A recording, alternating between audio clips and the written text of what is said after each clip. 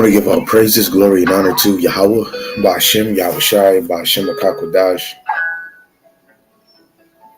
to the ones new to the channel. Yahweh is the Most High God, and Yahushai to the world, inwardly calls Jesus Christ. The Rakakodash is the Holy Spirit in the Paleo Hebrew. And double honors to the elder apostles and the elders of Great Millstone who rule well and teach well through the Spirit. Lord, willing that they continue to endure and be sincere. And shalom to the hopeful elect that are scattered four corners of the earth. Lord, willing that they can continue to endure and be sincere in the same spirit. Salaki and shalom to the Akwat Yom that are believers in His faith and His truth. Lord, willing that you can continue to pursue your lot, which is being a loving and silent and virtuous wife. And Lord, willing to most have mercy on the other brothers and sisters that is not in the faith. Again, this lesson is inspired by, today's reading. And, what I was reading was pertaining to the still topic of everything is meaningless. I came across, Ecclesiastes, the 4th chapter, verse 9 and 12. And it hit me at first. I just let it go, but then it hit me again.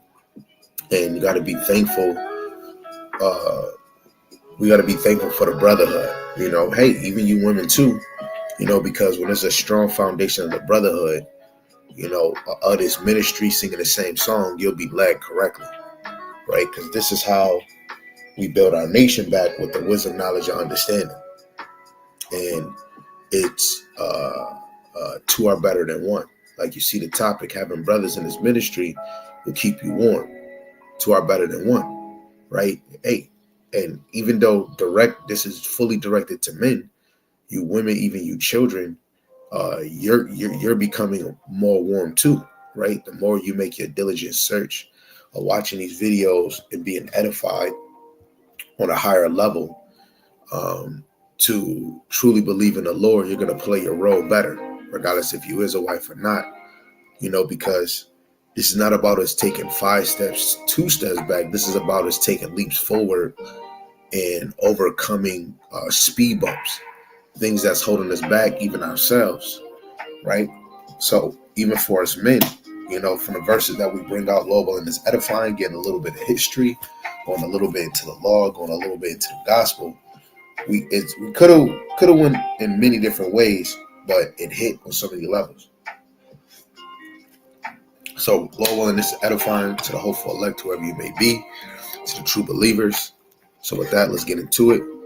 We're going to read Ecclesiastes, the 4th chapter, verse 9 to 12. And we're going to basically expound on all 4 of these verses. So again, Lord willing, this is edifying and straight to the point. So Ecclesiastes 4, verse 9. 2 are better than 1, because they have a good reward for their labor. For if they fall, the one will lift up his fellow, but woe to him that is alone when he falleth, for he have not another to help him up. Again, if 2 lie together, then they have heat. But how can one be warm alone? And if one prevail against him, who shall withstand him? And a threefold cord is not easily broken, right? So we see that if it's 2 or more are better, they're going to have a good reward in the end, let alone, they're moving in agreement, right? They're moving on one accord, right? Because if it's 2 people having 2 different directions they want to go, eventually they're going to separate. So if 2 is better than 1, they're going to use their mind to come up with the same order, the same song, the same melody, right? And if they fall, that's why when you have 2 or 3, you got 1. But if you have 3, both of them can help you up, right? But if it's 2, you have somebody else that can lift you up. And that comes with, falling into temptation, plague of the mind, hard times. Hey, if you don't have a certain fire, a brother can hit you up and y'all talking, you're like, man, I don't got, a thought of a video. I want to do a video, but I don't want to just rush it. And y'all can have a conversation. And next thing you know, the conversation will go, you know what, man, I think I should do a lesson on that. You know what? You want to do a lesson together, a car lesson, we could do a stream, and it is going to pull that brother back into the fire, right? But woe to him that is alone. Now, we're going to have examples of somebody being lifted up, an example of somebody being alone that fall. When you look at Abel, if Abel had another brother or somebody around him in the same righteousness, in the same song, somebody would have helped defend him against his brother Cain, but he failed, right? We have other examples like Joab, in, I believe in Kings, I believe is in Kings or Samuel, and I think a mother said, "Yo, if he had somebody else with him, he would have never failed to the other." You know, this is why it's very important, especially when you in this ministry, you teaching or you building. You know, even if you got a family, you teaching your family, it's good to have a brother because you can be held accountable, right? You can sharpen your sword if you got questions, right? Hey, if you see something in the scriptures, you can bring it to your brother and he can give you clear understanding if it's correct or wrong, right? When we do it on our own, we start making our own judgment. You know, the Lord said in St. John 4 that we entered into other men's labors, right? So let's get into it. Again, Lord willing, this is edifying. The first one we're going to go to, because two are better than one, because they have a good reward for their labor. We're going to deal with that point. So let's go to Exodus, the 4th chapter, verse 14 to 17, right? Because if the brotherhood is in alignment, guess what? The sisters should be in alignment, right? Now, of course, the sisterhood is not nowhere near as strong as the brotherhood. You know, in most cases, you know, what is sisters really even, you know, talking about, right? Because in most cases, you know, if those women is married, right, it's better to just allow the man to, you know, build them up and sharpen them up. It's better to, you know, be a wife, talk about cooking, talk about cleaning, you know, hey, let's take the kids here, you know. But in most cases, the women that's in this faith, single or married, you are a reflection of the men of the Lord, right? So if we're in alignment, you should be in alignment, right? So Exodus chapter 4 and verse 14 to 17, it says, "And the anger of Yahweh was kindled against Moses. And he said, Is not Aaron the Levite thy brother? I know that he can speak well. And also, behold, he cometh forth to meet thee. And when he seeth thee, he will be glad in his heart. And thou shalt speak unto him and put words in his mouth. And I will be with thy mouth and with his mouth, and will teach you what ye shall do. And he shall be thy spokesman unto the people. And he shall be even he, Salaki, and he shall be to thee instead of a mouth. Thou shalt be to him instead of God. And thou shalt take this rod in thy hand, wherewith thou shalt do things." You see how the Lord set up Moses? Because Moses couldn't really speak and teach well. So the Lord brought him his brother Aaron and said, "Guess what? He'll be your mouthpiece, you know. But you can tell him everything that I tell you. You tell him, and he'll be the spokesman to the people, even to the Egyptian, right?" And you see, this goes with Ecclesiastes 4:9, man. Two are better than one, you know. Hey, even if in a marriage, when you look at polygyny, you know, in the scriptures, right, 2, 3, 4 is better than one, because especially if you want kids, if it's house duties, if it's cooking, you know, those women can act, because you could look at this in multiple ways, right? But when we deal with the brotherhood, come with the wisdom, knowledge, understanding, we're all warm in different levels, right? So this is why the brotherhood is very important, right? For you brothers that's coming in this thing, or if you already in it, right? You should be growing in the faith, and Lord willing, the Lord bring a brother around that can uplift you and hold you accountable like you hold them accountable. Just like this right here, the Lord set up a man for Aaron, which was his brother. Man's going to the Lord, right? So that's a beautiful point. Let's go to another one. Let's go to Numbers, the 11th chapter, and let's read verse 10 to 17.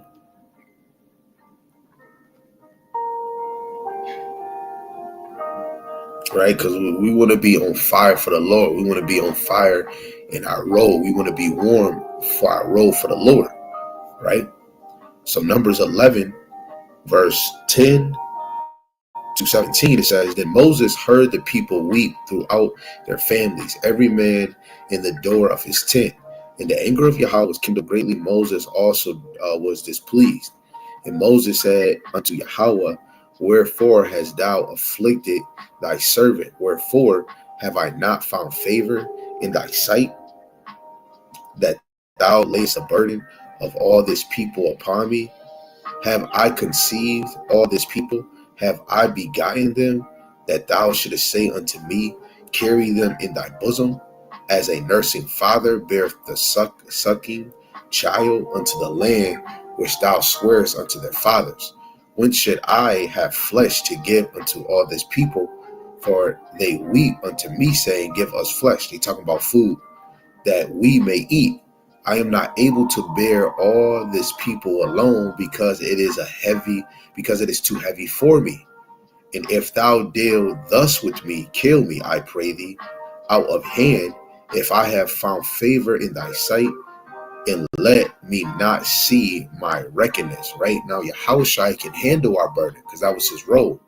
Now, even more, look at it in the spirit. Look how far we came, where the Lord has, congregation after congregation, but especially if you look at one, like how, my elders and my apostles of Great Millstone, and even affiliates singing one song, technically brothers is holding the burden of Israel, right? We handling matters by these lessons, right? Whatever you dealing with, right? When we go into the law, a woman's period, when we talk about the role of the man or the woman, right? When it comes to the doctrine of the Lord, when it comes to prophecies, right? And you see what's going on in the world, you're like, oh man, what am I going to do? Oh, Donald Duck. Oh man, he's the worst president. But you seeing you seeing the men of the Lord teach this word, it allows you to be at ease, right? just using it as an example, right? Because Moses was supposed to handle the heavy great matters, and the other officials, which later on Moses' father said, set up officials, and they can handle the least matter while you handle the heavy or great matters. So dropping down, reading 16:17, it says, And Yahweh said unto Moses, Gather unto me 70 men of the elders of Israel, whom thou knowest to be the elders of the people, and officers over them, and bring them unto the tabernacle of the congregation, that they may stand there with thee. And I will come down and talk with thee there. And I will take of the spirit which is upon thee, and I will put it upon them, and they shall bear the burden of the people with thee, that thou bear it not thyself alone, right? And this is even more why the Lord brings brothers together in this faith, so that you're not bearing this thing alone, right? Because especially if we was talking about prophecies, a lot of us, where would we be if we was trying to master and get the understanding ourselves and then teach it? And then you could be all the way wrong, like the example of IUIC or ISUBK saying being part of the LGBT community is the mark of the beast. Or being a cop, being a Marine, right? Because it could be a Marine right now, and he repents to the Lord and leave the Marine. A girl could have been a lesbian, if she fully come in this thing and drop that down and get her a husband, and she repent for it. When we talk about the MOTB, ain't no repenting, ain't no turning away from that, right? This is why it's important that we have people around us that can hold us accountable or keep us on fire, keep us warm, right? It's like having somebody else, like two are better than one. It's like having a cover, right? Like we'll see. I think I got a precept that go into it. But when you have a cover and it's cold in the room or something, you try to get warm, and that one cover might not be good enough, and you get another one. So that's like coming in this faith, having people around you with the same mind on one accord, right? That's why Sirach 25, there's 3 things the Lord loveth: the unity of brethren, the love of neighbors, and a husband and a wife that agree with each other, right? That helps us stay warm, right? The Lord didn't put you in this thing to be even by yourself, right? When you see the major prophets, they was able to know it was another prophet, right, doing the work or the will of Yahweh Bashim Yahushai. So now we're going to drop down to verse 24 and read the 27. It says, and Moses went out and told the people the word of Yahweh and gathered the 70 men of the elders of the people and sent them round about the tabernacle. And Yahweh came down in a cloud and spake unto him and took the spirit that was upon him and gave it unto the 70 elders. And it came to pass that when the spirit rested upon them, they prophesied and did not cease. But there remained two of the men in the camp, and the name of the one was Eldad, and the name of the elder Medad. And the spirit rested upon them, and they were of them that were written, but went not out unto the tabernacle, and they prophesied in the camp. And there ran a young man and told Moses and said, Eldad and Medad do prophesy in the camp. What a relief. It's always good in his faith to have help, and hey, that's the spirit. That's beautiful that this lesson, came, across my mind. It's all Yahweh Shem Al Shai, because for me, I do believe that I have brothers that is keeping me warm. Even if I'm not talking to them and I'm able to get notifications and see them brothers doing lessons, right? Brothers is in the chat behind the scenes asking questions on something to make sure that brothers is correct. You got a brother saying, man, I'm going through this, but hey, I seen a video you did and that made me think of this. Boom, boom, boom. Or man, I ain't gonna lie. At first, I was trying to go to sleep. I couldn't go to sleep. As soon as I did the lesson, I fell asleep. Those little things is like a faith booster.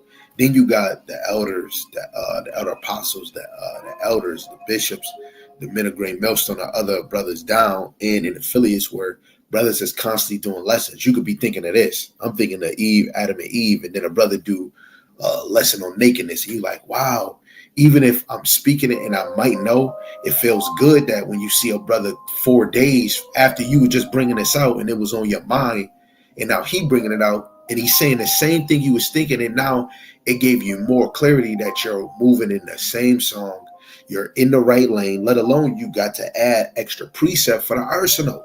That makes you feel like you have somebody with you, It helps you to be warm. Now, if in my way back by myself, I wasn't really trying to watch brothers do deep lessons. I was just watching brothers go to camp so I wouldn't be ashamed or afraid going out. But this thing is not just about going outside just to be going. It's about, teaching 100% truth of the Lord and edifying the sheep, let alone singing a song. Right? Because if I'm singing a song, you know how even more amazing it is to see another brother prophesying the same song. It's warmth, right? And it gives you that encouragement, that motivation to keep going, to keep striving, right? And that just brings me to this other precept, which goes into, iron sharpen iron, Proverbs 27:17, because that's what this is about, right? And the iron that we would see is Ephesians 6:17, that spiritual sword, which is the word. Proverbs 27:17, iron sharpen iron, so a man sharpeneth the countenance of his friend, right? And when you try to do this daily, that's why these lessons, even if I'm not doing a lesson with another brother, when we do these lessons, regardless live or you just do a video or premiere and somebody watch it, it's going to sharpen you, depending on where your faith is at. Even when you in your household and you teach your children, your wife or your wives, right, it's going to sharpen them up for their role. But better yet, it sharpens their faith, right? Because we're headed into a rough time. This is another reason why it's good to have brothers in the ministry, because when things cut out, when that martial law and things are restricted, we will be able to pull up or talk to our brothers like we want to, right? And that the work that you put on this side, where that door is open, the bridges is still open, where people can come in and go out, you want to use it as much as you can. Isaiah 62:6-7, use the Lord. Really, through the Spirit, you want to abuse the Lord, right? Abuse his name. Hey, how about Shem Yahweh Shai? How about Shem Yahweh Shai in righteousness, right? You want to always constantly seek his face, learn, right? Some of these precepts, like Numbers 11, 10-17 or 10-27, Exodus 4:14-17, and other verses, These is verses that a lot of us already read, but it hits you again when you're like, dang, that's a good point for this lesson. Oh man, dang, man, that makes so much sense. I need to uh, um, warm myself up, especially if a brother going through something. These are the times that you be like, yo, let me hit up that brother, let me sharpen him up. When I hear a brother that he not in the spirit, sometimes I encourage him either with titles of videos, or I speak about Yahweh Shem Yahushai, and we just saying, man, he everywhere. Next thing you know, you see the brother doing a video on it, through the spirit, that's just warming brothers up. Let's get another one, Mark, the 6th chapter, and we're going to read verse 7 to 13. I'm so thankful for the brothers I got, man. I ain't going to hold you. What would I be? This is Mark, the 6th chapter, verse 7 to 13. It says, and he called unto him the 12, and began to send them forth 2 by 2. That goes with Luke, the 10th chapter. And gave them power over unclean spirits. Right? We don't need 1,000, right? The Lord can send 2 by 2, 3 by 3, 4 by 4, and you could become warm. Right? That brother got your back. Right? And gave them power to overcome unclean spirits, and commanded them that they should take nothing for their journey, save a staff only, right? No script, no bread, no money in their purse, but be shod with sandals, and not put on 2 coats. And he said unto them, in what place soever ye enter into a house, there abide till ye apart from that place. And whosoever shall not receive you, nor hear you, when ye depart thence, shake off the dust under your feet for a testimony against them. Verily I say unto you, it should be more tolerable for Sodom and Gomorrah in the day of judgment than for that city. And they went out and preached that men should repent. And they cast out many devils, and anointed with oil many that were sick, and healed them. Right? Because this ministry is basically about teaching. Right? That's the number one job. Outside of teaching, you're meditating on it. Right? You're reading. Right? You are constantly begging, praying to the Lord. You're repenting. But even you're trying to be a light. You're trying to be a brother. Hey, you even trying to be a sister, right? It could be somebody of the same cloth, the same understanding. And that says it could be going through something. You hitting her, she might not answer, but it's the thought that count. You texting your sis, hey, what you doing? You calling? She's still not answering. You still trying to make your presence known. Hey, if they don't answer, you pray for them. This whole thing is pushing that light of Yahweh Shem Yahushai on the others. Sometimes we might not even be teaching.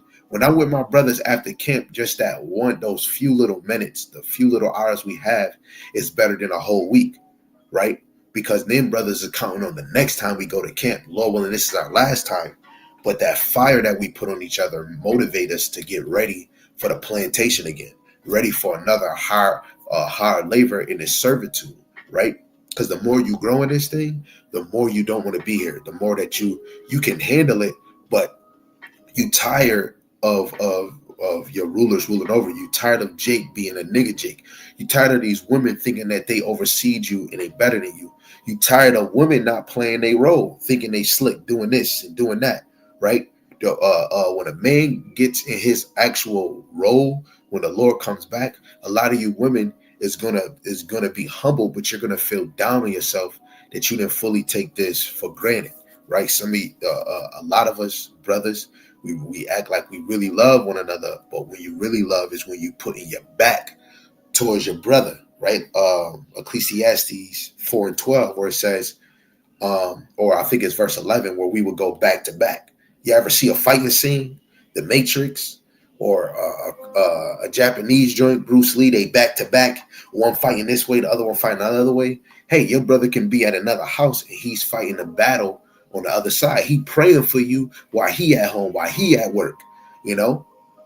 That's what we need, man. Right? Shalom to the brother Shem Yawala in the building, the hopeful elect. Subscribe to this brother's channel, Daily Edification. I want to say Shalom, Yahweh Shai Brakatham. This is the brother. Go definitely to his channel and subscribe, right? Just to get edified, Right, let's get this other one that I got before we move on. Right, you go to 1 Corinthians, the 12th chapter, in verse 18 to 21. We're going to read this one in the NLT. We're going to read this one in the NLT, 18 to 21.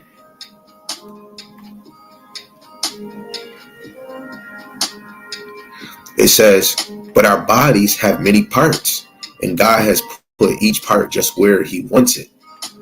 How strange a body would be if it had only one part. Yes, there are many parts, but only one body. The eye can never say to the hand, I don't need you. The head can't say to the feet, I don't need you. Come on, man. Now, when we look at a body, and we're talking about like one congregation, all Israel in this faith is not one body. Because to be one body, we're all teaching the same thing, regardless if you're a hand or you're a foot. Right? When you look at teaching wise, somebody dealing with milk, somebody dealing with the kingdom, somebody on prophecy, somebody on parable, somebody is on health, right? But they all have the same, oh yeah, brother, the MOT, they're all in the same accounting, you know? But if you're one part, like he says, how strange a body would be if it only had one part, right? And you have some congregation that has one part where brothers might think of this and they agree, and then somebody else in oh no, I don't agree with that, but I'm gonna stay in the camp. You know, you're a malfunctioned body, because the body should be a whole. You should agree together, right? If your body is sick, technically, when you're sick, the body is trying to push out the bad virus that's in it. So sometimes you might cause yourself to go in the shower and it's sweating out. You might drink tea. You might have medicine, right? The body is trying to push it out. You might go to the steam room and steam it out, because your body wants to work it out, right? Now, say if your body don't want to work it out, but you're thinking of, man, I want to get this out of me, but your body don't. You want to be lazy, so it's not in order, right? So really, our bodies have many parts, right? But it's of the same spirit, which is Yahweh Ba'ashem Yahushai. So this is why it's even better to have is 2, 3, or 4 is better than none, right? Because if you by yourself, how you gonna get warm? How you gonna counter and duck? When you watching boxing, like I know Pastor Tyre, he like boxing. I love UFC, right? I love boxing too, but UFC, when you're in boxing, you have trainers. Even if you're the one in the ring punching, you knocking niggas out, or you blocking, you still got somebody icing your face, popping out the swole. You got somebody giving you water. You got somebody telling you, yo, look, I'm on my side. I can see that he making this move. So if you do that move that we was training on, you know, duck to the left, step to the right, and bang, you got him. And then now the next round start, and you listen to your trainer on what he said, and you see that technique, and now you using what he said. Now you cutting them up, right? Sometimes we need brothers to look at things in another angle, you know? And I hear this multiple times from my brothers, especially if I bring up something or another brother bring up something, where you get to hear other point of views and you get to apply them within your life. You get to apply them in your lesson. You know, this is why brothers is elevating, because they're hearing more. They're taking correction more. They're taking other brothers' point of views, how they give the sense of a verse. You might break it down the way you do, but you hearing brothers break it down in another way. And it's like, wow, you know what? Let me combine those and expound on it even better, you know? So a body, like God, like it says in the KJV 18, but now have God set the members, every one of them, in the body, right? So when we look at one congregation, that is a body, and every member in there is a part of that body, regardless what they're teaching, as long as you agree with the whole thing, right? We're a functional body, you know? Man, again, the Wada Yahweh Shem Shy for the brothers that I have and the brothers that I can watch that's in the same understanding, right? And Lord willing, the same for you. So when we went, let's go back to Ecclesiastes real quick so we can read this verse, the bottom part of this verse. Because this next precept, these next few precepts, I want to get on to that point. So 9 again, it says, 2 are better than 1. This is the point we're about to deal with, because they have a good reward for their labor, right? They have a good reward for their labor. Let's go to St. John, the 4th chapter, and I believe verse 36. Like brothers ain't really just doing this only because of a reward. We're really doing this because we fear Yahweh by Hashem Yahushai, right? We have respect for him, right? We're terrified of him because, it's terrible to fall in the hands of the Lord, right? But St. John 4:36, it says, and he that reapeth receiveth wages, and gathereth fruit unto life eternal, that both he that soweth and he that reapeth may rejoice together. Like dealing with Paul, right? Paul planted or Apollo planted, and Paul water or Apollo water. But it's the Heavenly Father that make it grow, right? We're going to rejoice off of the harvest benefits of people growing in this thing. Oh man, hey man, brother, man, his name not G, his name is Yahushua. When you see a regular brother, somebody in the hood, or somebody that's in a whole nother city, hitting you up on social media, Instagram or YouTube, and they could be asking, "Oh man, I've been watching you for a month, man. I didn't da da da da," and now they know, they're like, you know what? I'm coming to the realization.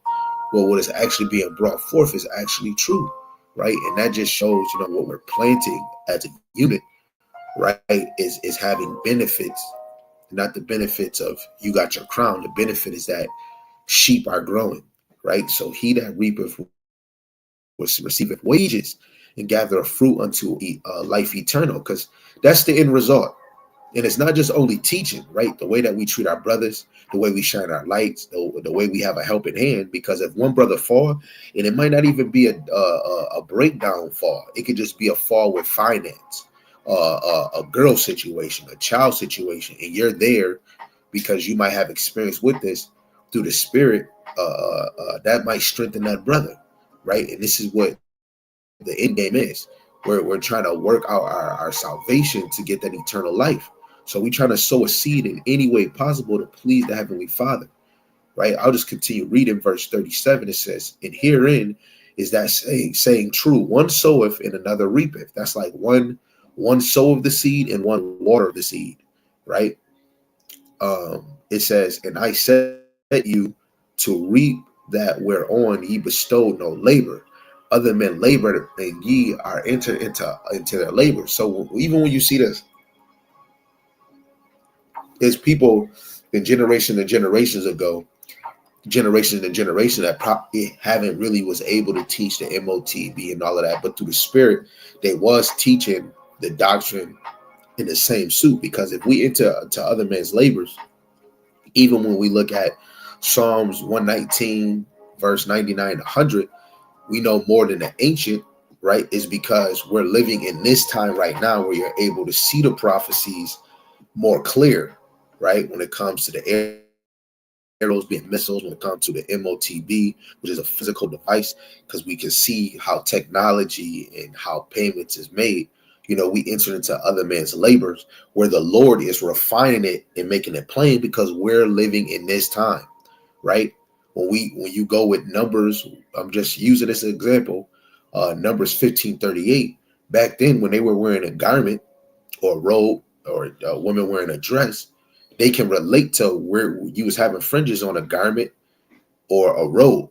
So they understood. So us in this time, we have to go back into the time of the ancients and get the etymology of words and be like, wait, they wasn't wearing undergarments for fringe. They was wearing shirts. Look at David. Those men had their beard cuts and their garments cut, and you can see their buttocks, right? So we're able to even get old understanding and make it make sense for this time. And then we're getting prophecies and understandings of old time, and we're understanding it better than the people of old, right? But that's just all because the Lord paved the way with other men that was in this labor. This is why it's good to have a brother, man. 2, 3, 4. Like I got technically 5. The ones that I actually labor with. It would be 4, but it's another brother that that's with us too. And he got another brother that comes around and hear the word, and somewhat he might add his point. But the brothers that's teaching this song, holding each other accountable, right? Brothers is labor. Sometimes a brother do a lesson, and then you might lay me off that lesson and drop more seeds. Might drop another seed right next to that seed. So now that was a good point. So now let's get back on track. let's go to back to Ecclesiastes, and we're going to read verse 10 of chapter 4. So now we know two are better than one, and that a good reward is for their labor, right? The ones that's laboring together in unity, right? So verse 10, it says, for if they fall, the one will lift up his fellow, but woe to him that is alone when he falleth, for he have not another to help him up. And this goes into many occasions in the scriptures. So the first one I want to get is Exodus 32, verse 2 to 4. Right? So let's, try to pay close attention to these key points, because this is in our history, right? Some of this is in our law too, right? So Exodus chapter 32, verse 2 and 4, right? It says, and Aaron said unto them, break off the golden earrings which are in the ears of your wives, of your sons and your daughters, and bring them unto me. And all the people break off the golden earrings which were in their ears, and brought them unto Aaron. You see, Aaron is by himself. Aaron is alone, because Moses is up in the mountain, through the spirit. We said chariot, in their Mount Sinai, getting the law, statutes, and commandments, 40 days, 40 nights.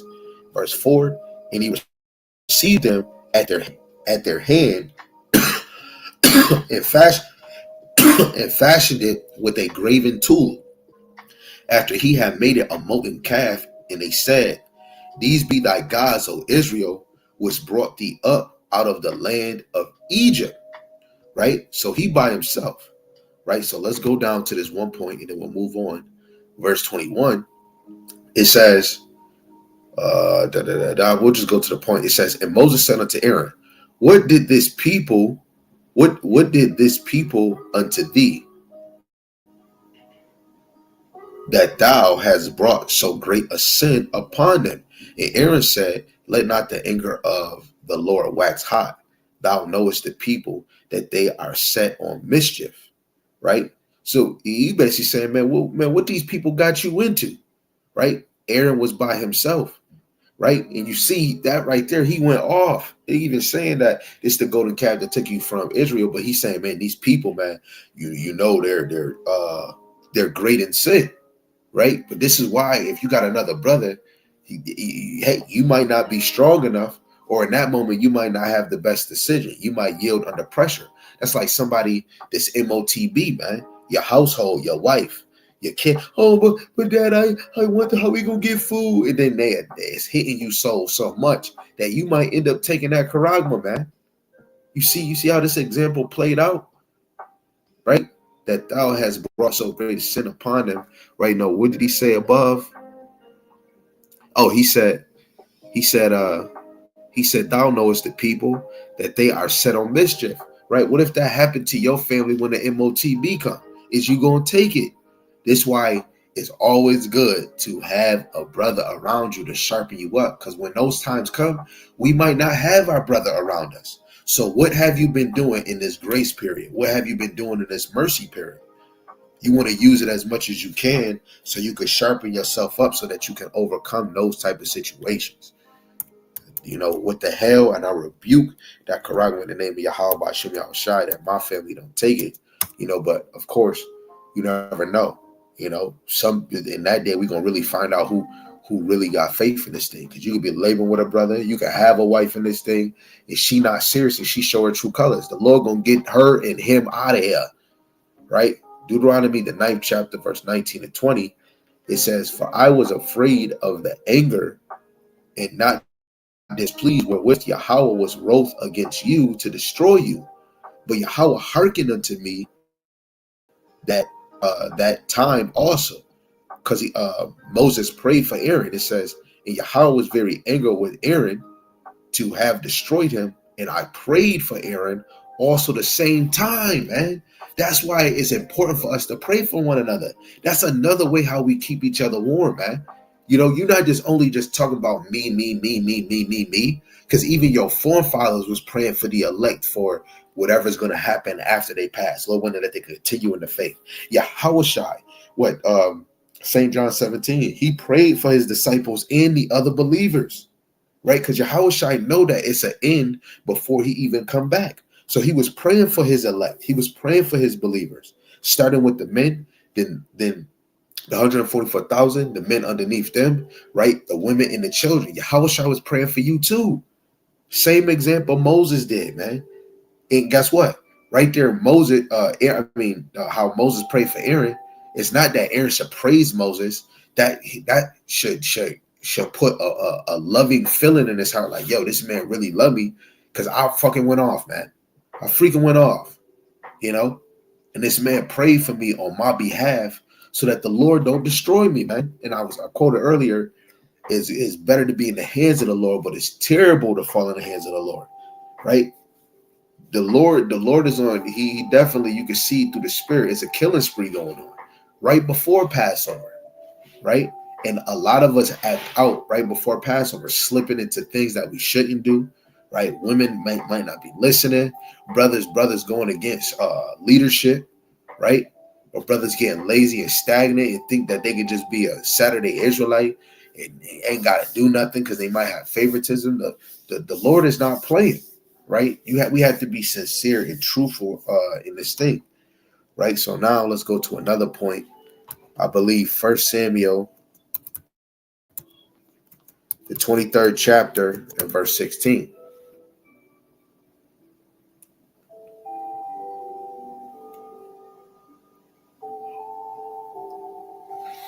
It says, and Jonathan, Saul's son, arose and went to David into the wood and strengthened his hand. Hold on, I believe, this the one. I believe this is the one I really wanted. Let me make sure. Let's read in the NLT. It says, Jonathan went to find David, encourage him to stay strong in his faith in God, right? And it says, so let's just keep reading and see what we get into. It says, and he said unto him, fear not, for the hand of Saul my father shall not find thee, and thou shalt be king over Israel, and shall be next unto thee, that also Saul my father knoweth, right? And he basically told him, he said, he basically encouraged him to keep the faith in Yahweh Hashem Yahushai, right? These are the friends that we need, man. We be going through a tough time, right? Health, friends, right? Certain things that's going on, disobedience, or however it is. But you have a brother that say, man, continue strong in the faith, man. That is a great reliever, right? That's what we need. We need that Wusa feeling, right? All praise to Yahweh Hashem Yahushai. Lord willing, we are of that number, you know. Let's get 2 Samuel chapter 12 and verse 7 to 14. This is 2 Samuel chapter 12, verse 7 to 14. It says, and Nathanael said to David, thou art the man, thus saith Yahweh, God of Israel. I anointed thee king over Israel, and I delivered thee out of the hand of Saul, right? And I gave thee thy master's house and thy master's wives unto thy bosom, and gave thee the house of Israel and of Judah. And if that had been too little, I would moreover have given unto thee such and such things. Wherefore hast thou despised the commandment of Yahweh to do evil in his sight?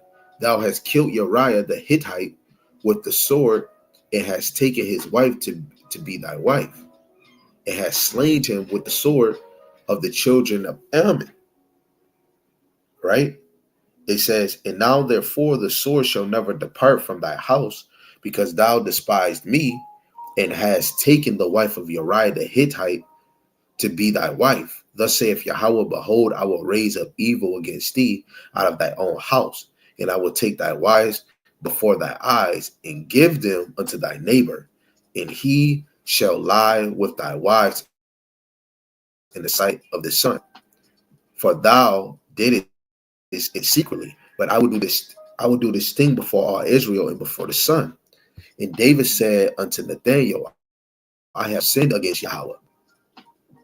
And Nathanael said unto David, Yahweh also hath put away thy sin, thou shalt not die. And it says, howbeit, because By this deed thou hast given great occasion to the enemies of Yahweh to blaspheme. The children also that is born unto thee shall surely die. Right? Of course that his child is going to die. But guess what? The Lord, brought forth Nathaniel and prophesied the things unto him, let alone that's still a comfort. Right? Because what if the spirit was on Nathaniel and the Lord told Nathaniel, and then the Lord said, man, Nathaniel, don't even say nothing to David. And he went off. That he went off. Like the spirit didn't get on Nathaniel to tell David, yo, come on, man, you went off. Now your son about to die. Who was to say that David was going to repent? This is why even more his kingdom or his throne was going to still be a throne even when he passed and when the Lord established it again, right? Because he repent, unlike Solomon and many other kings, right? He repented, but this is why the brotherhood is so important, because a brother is going to come and hold you accountable on what you've done. But it really is really the Lord, right? Because the word of the Lord came unto Nathaniel, right? And that just shows through the spirit he was a man of the Lord in that time. Then even to men and women, this is why, like, if you do certain things, right, and it's out of conduct, certain things that you could be dealing with, you out of pocket or whatever it is, you're not in the spirit, right? And through the spirit, the Lord will put on somebody else to say something to you. And guess what? That's love through Yahweh Bashim Yahushai. Now you got to be held accountable. Of course, we in the flesh and we go off, but a lot of us make excuses because we get too comfortable. This is why I am so thankful that Yahweh Bashim Yahushai have given me brothers, where I am held accountable. It is some other brothers and even sisters that don't really got that. You got sisters that's fully not in the spirit in this thing, that's really thinking on the scriptures. They got their mind elsewhere, trying to be Captain Save-A-Ho, or whatever it is. Their spirit is not really on fire for the Lord. Maybe one day, maybe one moment out the week, right? This is why I want brothers like Nathaniel. I need brothers like Jonathan around me where, hey, I might be a little warm right here, but that brother on fire where he could be not even correcting me. He could just be saying something, and that could be motivating for me to go do a damn video, right? I need brothers that want to be on fire, brothers that seeking to be on fire, so that I can press towards that mark, so I can plant seeds, right? So not to make people happy, but to make Yahweh Shem Shai happy, So all praises for that example right there. Let's go to this one in the Gospel, Luke, the 22nd chapter, and verse 31 and 32. Right? So let's see what it says in Luke. Luke 22, verse 31 to 32.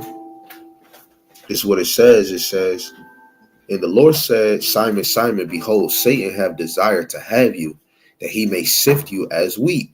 But I have prayed for thee, that thy faith fail not, and when thou art converted, strengthen thy brethren. How much more us?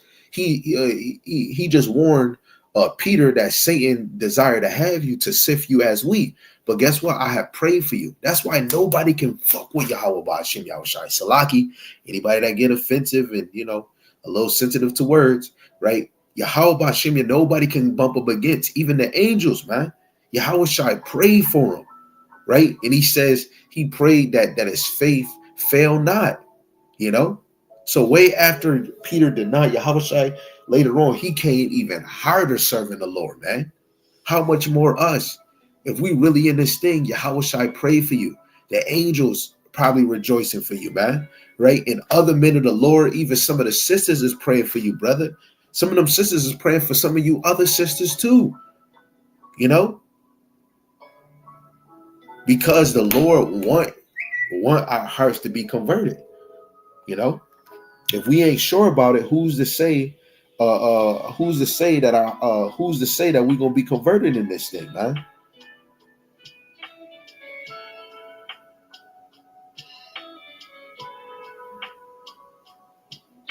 Right? So we have to be serious about this, man. Calling on Yahweh Ba'ashem Yahushai with a sincere heart, being sure, right? in any way. It doesn't matter if you're a man or a woman, right? Even children, right? Being serious, right? So it's a sentence in Ecclesiastes uh 4 verse 10. It was a part where it says, woe to him that is alone when he faileth. So let's see something real quick. Let's see, because this is why it's good to have brothers, even sisters in this thing, man, that's praying for you, that's calling, or however it may seem, right? Because this faith is longevity for the believers. And even more, the worst is yet to come. So hold on tight to that brother that you got, that you labor with, right? That you growing with, right? Or them sisters that you have, that you growing and building with, right? Because you want that fire that they might have, that care that they have poured on you, right? So this Ecclesiastes, the fourth chapter again, verse 10. But I'm gonna show you the main point. It says, for if they fall, the one will lift up his fellow. But woe to him that is alone when he falleth, for he have not another to help him, right? So woe to him that is alone. So, hey, basically destruction to you if you alone, right? And it's going to be a hard fall. That's why brothers should, the Lord still got the elect regardless, but you want to be holding on to some type of connection of a brother in this faith, right? Because you don't want to be doing it on your own. Because I've seen people, I've been doing it. Oh, I know the breakdown on my own, right? And then you start hearing them explain it. Oh, yeah, you. Now I can see why you off, right? Because you're doing it on your own. Oh, man, we ain't got to learn by men, right? But when you counter react that for yourself, you are remain your damn self, right? And if you don't want to be a student, but if somebody asks you, did you go to school? Did you learn from a teacher? They say yes. That's the same with these scriptures. But that teacher has to be moved by the Ruach HaKodesh to even be heard, right? But let's just get these two examples for this that I came across in my mind, which is Genesis, the 4th chapter, verse 8. Again, this video is directed towards the men, right? But even you women, you can look at it even more to knowing, like I said earlier, if the men of the Lord are in order, right, and they're building and warming each other up through that spirit while you're learning under the feet of men, you're going to be warm too, right? Because then you'll react, and either you got a sister or you teaching these children, however it may be, and now the children is growing better at reading, better at explaining, right, or speaking on the Lord. It's warmth, it's warmth. But literally for the men, for us, this is a different stroke for us. So Genesis 4 and 8, it says, and Cain talked with Abel, his brother, and it came to pass when they were in the field that Cain rose up against Abel, his brother, and slew him. This is what I was talking about earlier. Abel didn't have somebody to care for him and have his back, while his brother took him to the field to have an evil eye to kill his brother, which he did. Right? Let's get this other example, which I think is going into Joab. This going into the chapter is going into Joab. Yep, the woman of Toka, right? Now Joab, the son of Zeruiah, perceived that the king's heart was towards Abisal, right? But let's just get to this. I just want to get to this point right here, right? Let's read 5. It says, and the king said unto her, what aileth thee? And she answered, I am indeed a widow woman, and my husband is dead.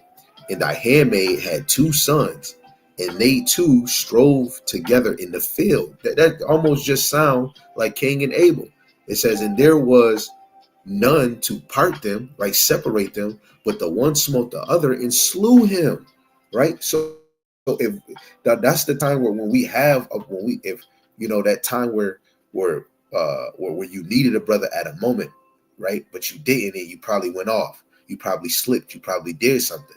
This is why it's very important that we have brothers, even sisters, right, around us, where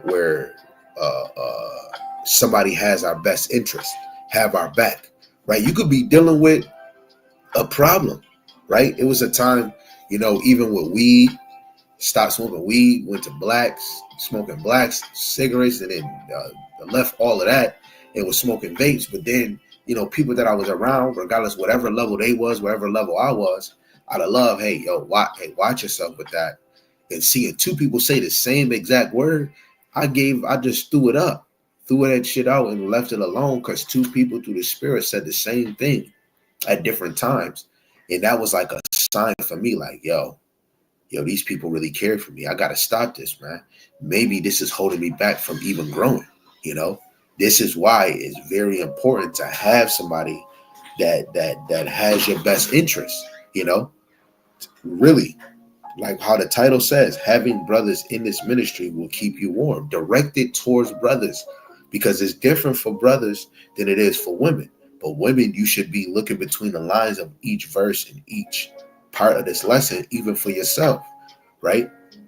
Because if you have a sister in this thing, or even children or daughters, right, you get to make yourself warm in the understanding. And you look at your reflection or things that is similar when you look at the men, right? The men are the best example, to being truthfully honest. The men are the best example when it comes to this ministry, to be warm.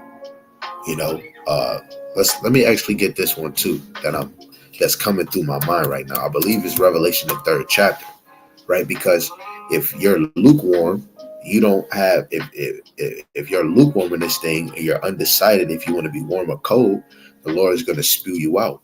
But if you have people around you that's cold, you're going to eventually be cold. But if you have people that's warm and on fire, you're eventually going to be on fire. It's like you are the company that you keep. So Revelations 3:15, it says, I know thy works, that thou art neither cold nor hot. I would thou wert cold or hot. So the Lord would rather you be cold or hot. Make a decision. A lot of us make excuses why we're cold, right? And then some of us may be too hot, trying to be too fast, and then you might lose that heat, right? But really, it's all about us being sure in this thing, to either be cold or hot, right? 16, it says, so then, because thou art lukewarm and neither cold nor hot, I will spew thee out of my mouth. Right. So if you're undecisive, if you're going to either be cold or hot, the Lord is going to spew you out. You're going to be removed out this truth. Talking to you men directly. Right. Even, hey, you sisters, the Lord can remove your role and give it to a whole nother sister that's probably more on fire, more sincere in her walk. Right. This is another reason. If I want to be hot, I know that I'm going to need a brother. I'm going to need a brother, maybe a few brothers that have a certain fire in their own spirit where I can make myself even more on fire for the Lord. I'm not ashamed to say it. I can't do this on my own, right? I'm not a superhero. I'm not Superman where I'm saving the day for everybody. I need brothers, And even guess what? Not one man or one woman is getting in the kingdom, not just by themselves. Oh, just you are the only one that made it. It's going to be the elect, right? Yeah, but you could probably continue reading, probably the verse 17, but that was the point I wanted. So now, just this example real quick in Ecclesiastes 4, verse 11.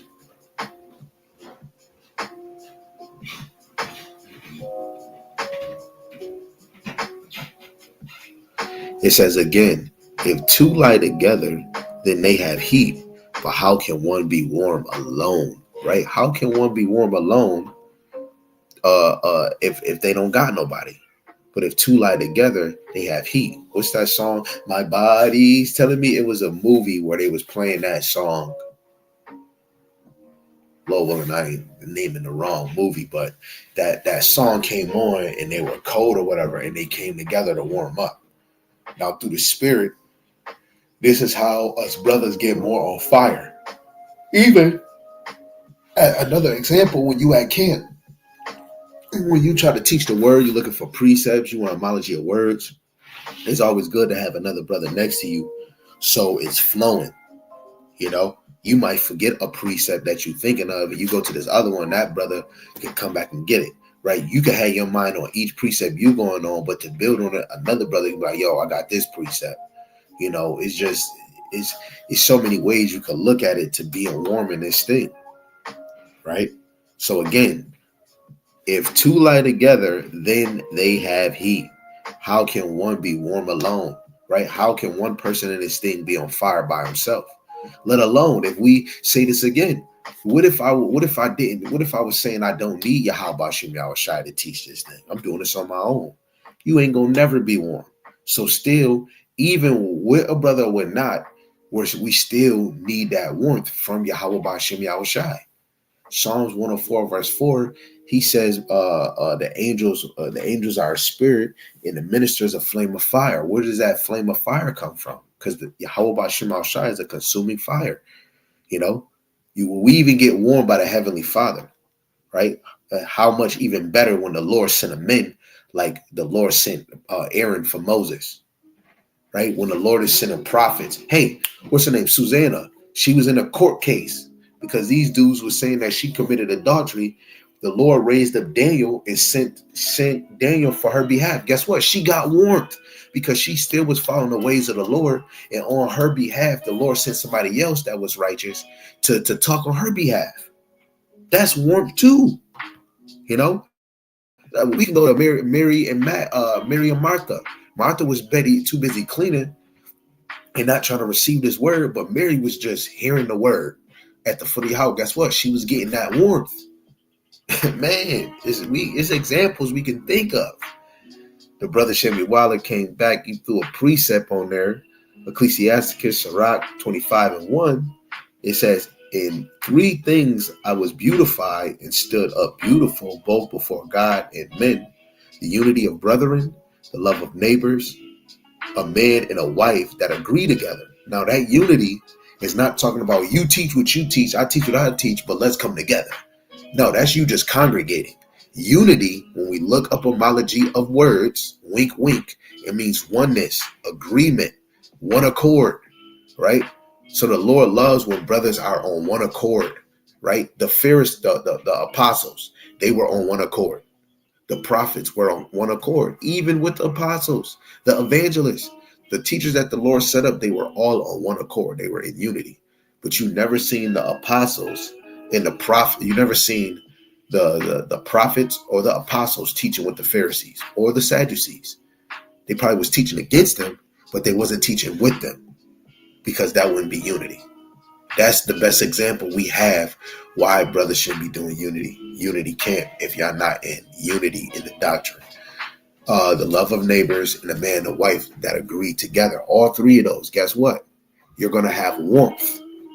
Come on. If it's unity of brethren, agreement, one accord, you're going to be warm. The love of neighbors, you got somebody that got your, I'm low on sugar. You think I can get some sugar until tomorrow? Hey, the love of neighbors, you're going to be warm. A man and a wife that agrees on that one order, right? Guess what? It's going to be warmth between the man and the wife, Oh, the brother dropped another one. This is St. John 8:31. It says, then say Yahushua to those Jews which believe on him, if ye continue in my word, then ye are my disciples indeed, right? And part of his word, what he said, love, you got to love your brother, and we got to love our brothers like Yahushua loved the church, right? Man, that just hit me for a minute. Right? And what Jonathan tell David when we went to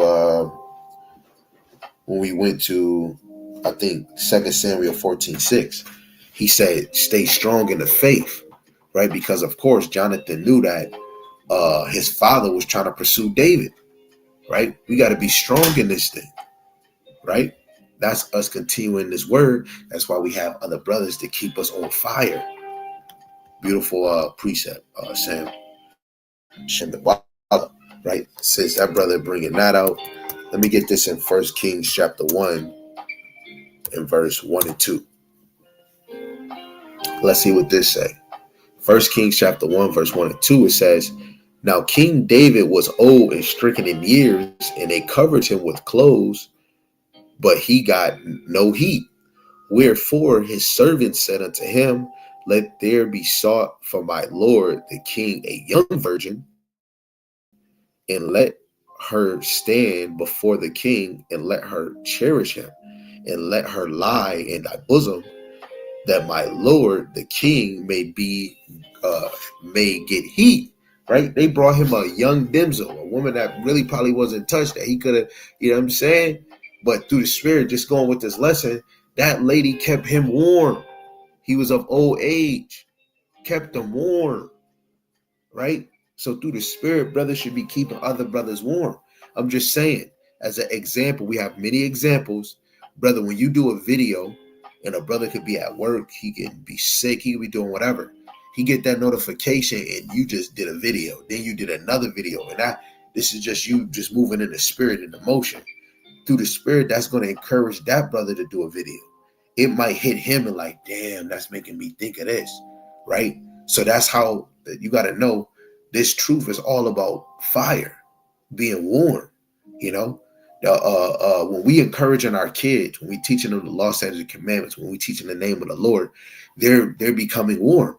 Watch your 3-year-old, your 4-year-old, your 6-year-old, your 2-year-old, your 13, your 14, 15. They over here saying, man, without you, how about Shema Shai, where would I be? You know how that would melt you when you hear your kids say it? It's a fire in you. That's why we need that warmth at all times. When you in the world, it's just death. It's just cold. You know?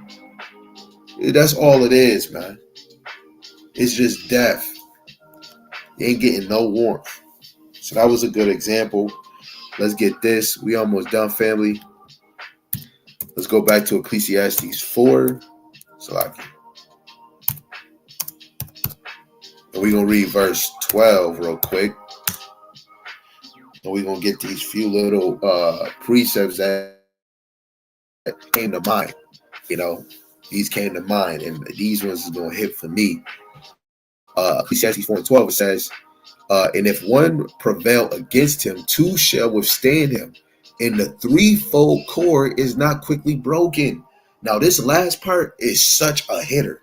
I thought of, Hananiah, Azariah, and Mishael, right? And we're going to get that later on, but we got to get these other precepts before that, right? The brother Samuel Waller dropped Hebrews 1:7, and of the angels he saith, who maketh his angels spirits, and his ministers a flame of fire, right? Yo, and even more, the angels, because when you the ministers go into servant, right? The angels are servants too. And if you are a man of the Lord, right, even a daughter of Zion, the angels is observing and watching above you, and guess what? They're ministering and dropping down those spiritual wisdom, knowledge and wisdom upon you, keeping you warm. That's another example of you being warm, right? Because the Heavenly Father is covering the elect, man. Man, baby, his minister is a flame of fire. See, this is even more why it's morally directed to men, because men, the Lord have made you a fire to the sheep, and the sheep is getting warm. It could be cold as hell outside. The Lord got you teaching his word, is warming them up, warming them up. That angels through the spirit is warming you up, man. And guess what? You might not see it, but if you do a lesson, you have to have the faith and know an angel just poured it on you. Well, what did he say in the Wizard of Oz, the Tin Man? He said, slide some oil to me. What is that oil? I did a lesson the other day. It's called This Truth is an Oil Spill. The angels is pouring oil on the elect men to be a fire in the time that we're in right now, right?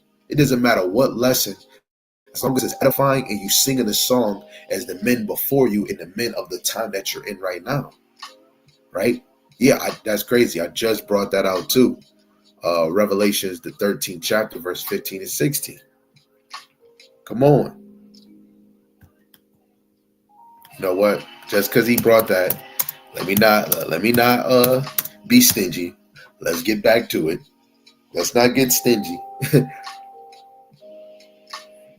Let's not be stingy, man.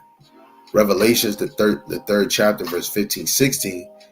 If I know thy works, that thou art neither cold nor hot, I would thou were cold or hot. So he would rather you be cold or hot. Make up your damn mind. So then, because thou art lukewarm and neither cold nor hot, I will spew thee out of my mouth. Right? Especially if you lukewarm, you're an undecisive nigga, man. And I'm just saying that only a nigga is lukewarm. They're undecisive.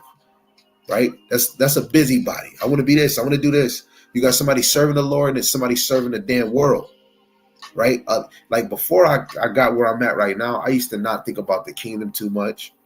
I wasn't thinking of every time. Like one time I could look at the clock, I'll see 122 and 122 and turn over, I see a 4. Oh, snap, 144. Or I could look at the clock, 144, or my alarm clock come off, it's 144, right? I wasn't thinking of these numbers before, right? I wasn't as fire. I probably felt that I was, but it was the Lord making me grow, and the angels was pouring that spiritual wisdom and knowledge and understanding. That's why brothers is growing, because the Lord is keeping you warm. You know, the Lord didn't create us to be a lukewarm nigga, man.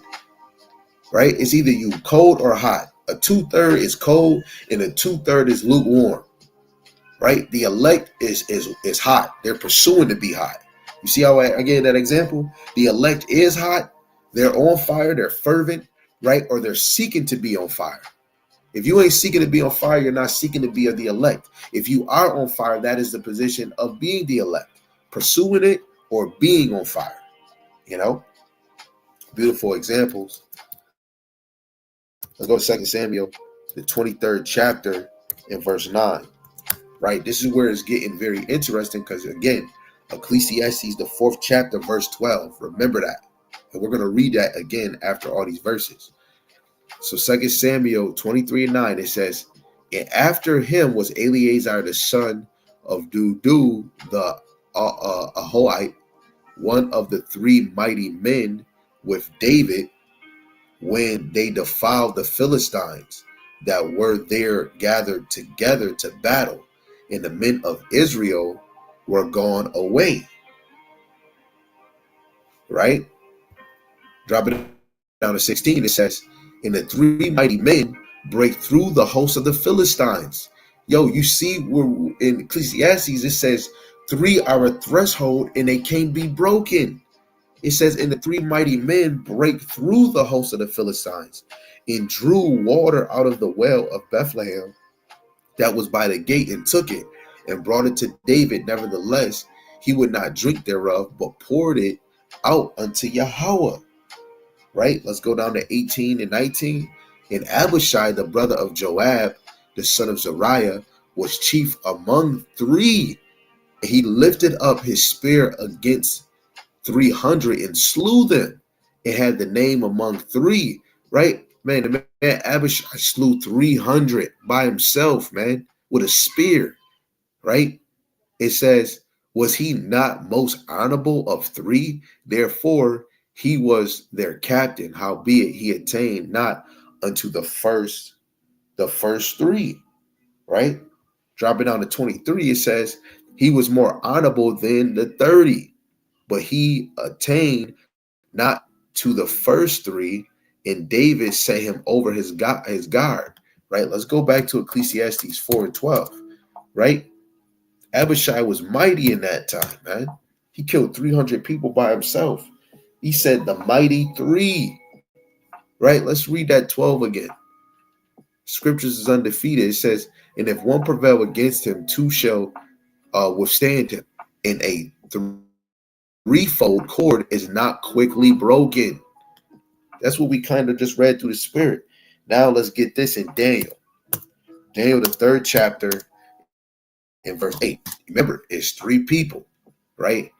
This is their Hebrew name: Hananiah, Mishael, and Azariah. So this is Daniel chapter 3, verse 8. It says, wherefore, at that certain time, at that time, certain Chaldeans came near and accused the Jews. Pay close attention. And they spake and said to the king Nebuchadnezzar, O king, live forever. Thou, O king, hast made a decree that every man that shall hear the sound of the cornet, flute, harp, sackbut, psaltery, and due chamber, and all kinds of music, shall fall down and worship the golden image. And whoso falleth not down and worshipeth, that he should be cast into the midst of the burning fiery furnace. And there are certain Jews whom thou hast set over the affairs of the province of Babylon, Shadrach, Meshach, and Abednego. Oh, I know how to pronounce all three. These men, O king, have not regarded thee. They serve not thy gods, nor worship the golden image which thou hast set up. Right? So these are the three men. Now, for yourself, go back to Ecclesiastes 4 and 12. Right? It'd be a threefold cord that's not easily broken. So these are the three. That's the example. These are the three that are an example of what we read in Ecclesiastes 4, verse 12. Right? Because you got people trying to accuse them of not worshiping that damn Nebuchadnezzar image, which they did, right? And they didn't break because they're serving Yahweh by Hashem Yahweh Shai. So now let's go to 15, and we're going to read the 25. Pay close attention. Now, if ye be ready, that at what time ye hear the sound of the cornet, flute, harp, sackbut, psaltery, and due chamber, and all kinds of music, ye fall down and worship the image which I have made. Well, but if ye worship not, ye shall be cast the same hour into the midst of a burning fiery furnace. And who is that God that shall deliver you out of my hands? Shadrach, Meshach, and Abednego answered and said to the king, O Nebuchadnezzar, we are not careful to answer thee in this matter. If it be so, our God whom we serve is able to deliver us from the burning fiery furnace, and he will deliver us out of thy hand, O king. But if not, be it known unto thee, O king, that we will not serve thy gods nor worship the golden image which thou hast set up. Now, this right here, this is a sidebar what I'm about to say. What they just said, they said, hey, our God whom we serve is able to deliver us from this very furnace. Verse 18, they said, but if not, be it known, O king. They basically said, we still not going to serve your gods. That right there hits so much heavy because on this side, when you ain't got that TV no more, your tablet, your motherfucking cell phone, excuse my language, your car, you can't do the things you want to do because Esau is going to go even hard on us. What are you going to do? You should still depend. Oh, I prayed to the Lord. I didn't get no food yet. It's 3 days I haven't eaten. Who cares? You still shall hold your integrity onto the Lord. Joe's wife said, curse God and die. He didn't come and help you. You still got boils on. You sound like a foolish woman. We don't want to be foolish. We want to be just like these three right here, right? That didn't be broken. Oh man, I ain't gonna lie, that just hit again. It just hit again. Oh man, that just hit. I ain't gonna lie, that really just hit me, man. They really said, even if he don't, if Yahweh Shai Shai don't save us from this, we will not serve your gods or worship your golden image. That's a spiritually bold and confident. Even though the Lord don't save me, I know he's still there. Oh man. Oh my goodness, man. Oh, that really just hit. That hit again. That really did just hit again. Dang, that really just hit, man. They really stood on business on that one.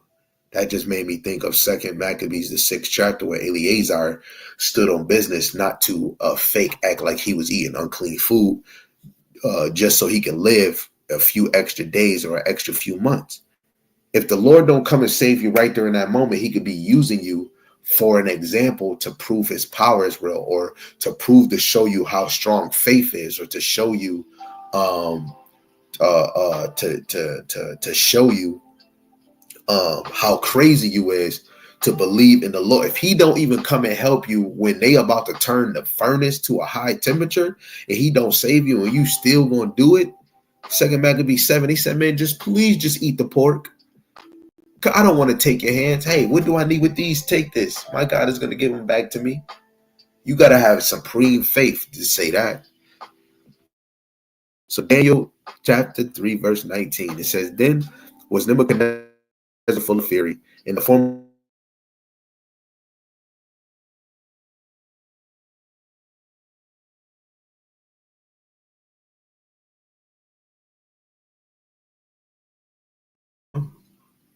Salaki, I don't know. The screen just cut off. Read 19 again. It says, Then was Nebuchadnezzar full of fury, and the form of his visions was changed against Shadrach, Meshach, and Abednego.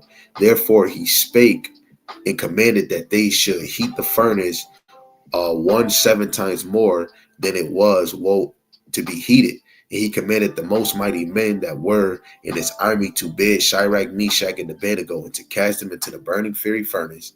Then these men were bound in their coats, in their hosen, in their hats, in their other garments, and were cast into the midst of the burning fiery furnace. Therefore, because the king's commandment was urgent, the furnace exceeding hot, the flame of the fire slew those men that took up Shadrach, Meshach, and Abednego, which you can go to the prayer of Azariah or the three holy children Apocrypha, and you can see Azariah's point of view, where the men that was on guard, that the fire flew out. Why? Because Yahushua did some Superman type and blew the fire out of the furnace.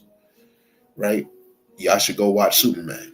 Right? Verse 23, it says, And these three men, Shadrach, Meshach, and Abednego, fell down, bound into the midst of the burning fiery furnace.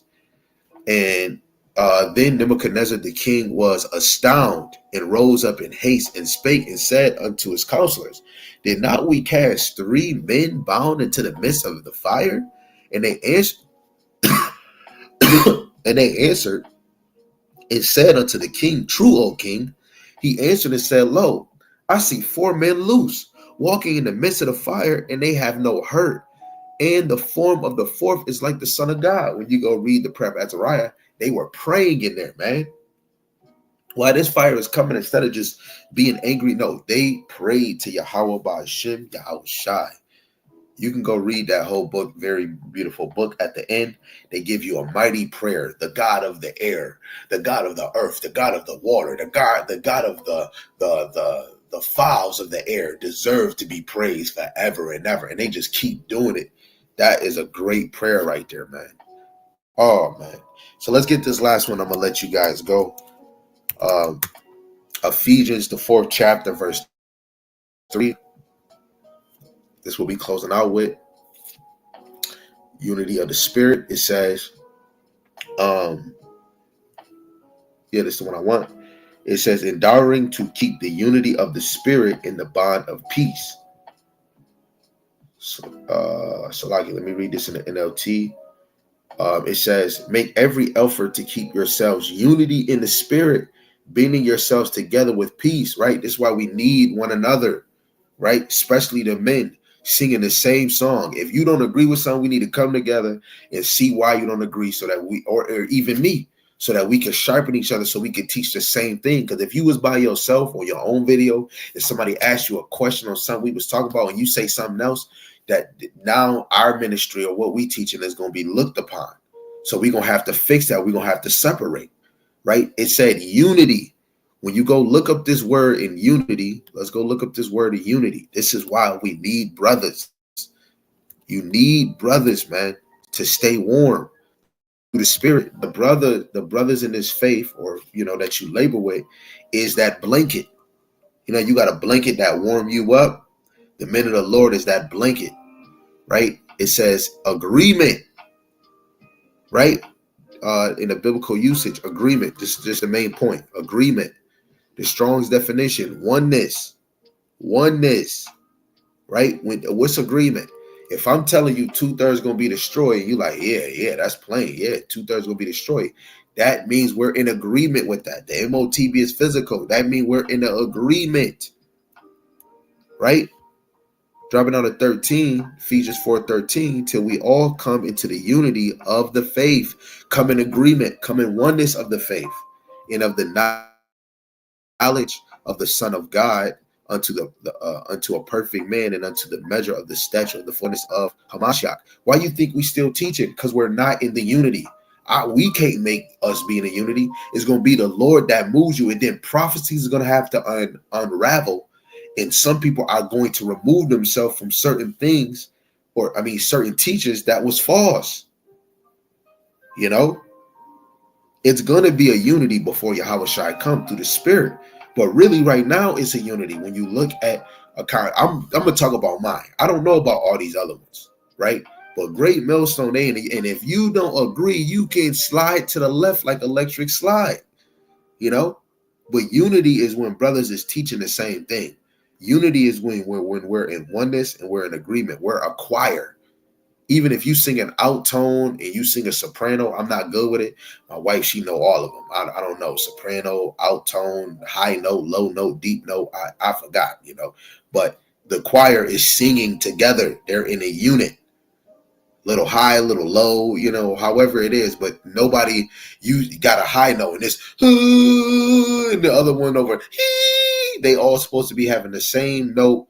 Or unless the director is making you hold yours or making you not say nothing and they singing over here and everybody over here singing are singing in the same tone, the same freaking melody. Because if it's not, we got to do it over. Then it's not right. Okay? So we need brothers to stay in this thing to warm each other up. And this is what we need.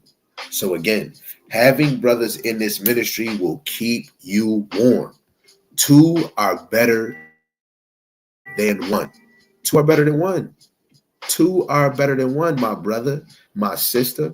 So all praise to Yahweh Shema Shai, who made a way where, we are getting warm. And through the Spirit, we're getting warm because the heavenly angels encampeth around those that fear the Lord. So they're even pouring that Spirit upon you and pouring that wisdom, knowledge, and understanding upon you. So you're getting warm, man. We're getting the elect getting warm regardless, So again, all praise to Yahweh, Ba'ashem, Yahweh Shai, Ba'ashem Rakai Kodash. Double honors to the elder apostles and the elders of Great Millstone. Mighty Shalom to the hopeful elect. Scatter four corners of the earth. Low end that you can continue to endure and be sincere in the same spirit. Shalom to Akwat Yom. Believers in the faith and the truth. Continue to pursue your lot, which is being a loving and silent and virtuous wife. And low end, the most have mercy on the other brothers and sisters that's not in faith. With that, Shalom. Shalom.